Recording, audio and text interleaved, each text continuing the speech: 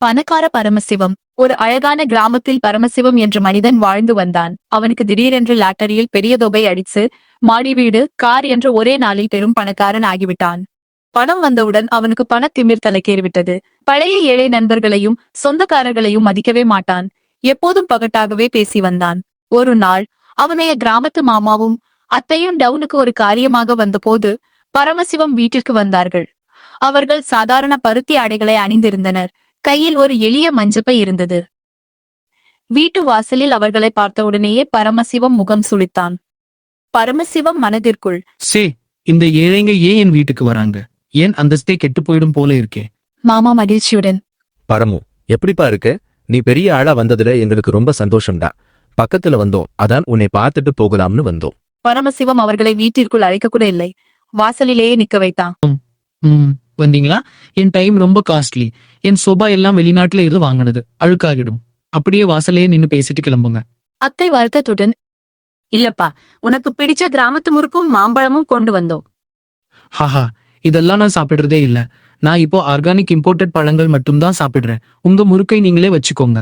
எனக்கு நிறைய வேலை இருக்கு, கிளம்புங்க என்று கராராக கூறி கதவை டமார் என்று சாத்தினான். மாமாவும் அத்தையும் கண்களில் கண்ணீருடன் அவமானம் தாங்காமல் அங்கிருந்து கிளம்பினர். அடுத்த சில மாதங்களில் பரமசிவம் பேராசைப்பட்டு ஒரு தவறான பிசினஸில் தன் முழு பணத்தையும் முதலீடு செய்தான். அந்த பிசினஸ் பார்ட்னர் பணத்தை ஏமாற்றிவிட்டு ஓடிவிட்டான். பரமசிவத்தின் கார், வீடு, சொத்து என அனைத்தும் பறிபோனது.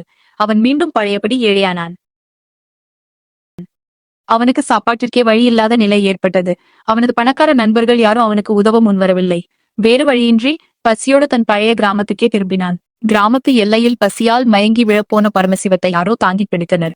கண் விழித்து பார்த்தபோது அவன் முன்னால் அதே மாமாவோ அத்தையும் நின்றிருந்தனர். பரமசிவம் பயந்தான்.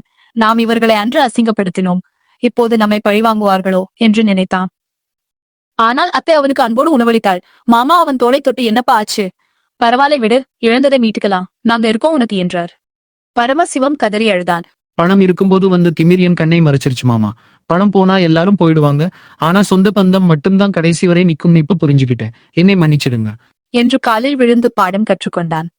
கதையின் நீதி: பணம் இன்று வரும், நாளை போகும். ஆனால் உண்மையான உறவுகளும் அன்பும் எப்போதும் மாறாதது. பணம் இருக்கும்போது தலைக்கணம் திமிர் கொள்ளக்கூடாது.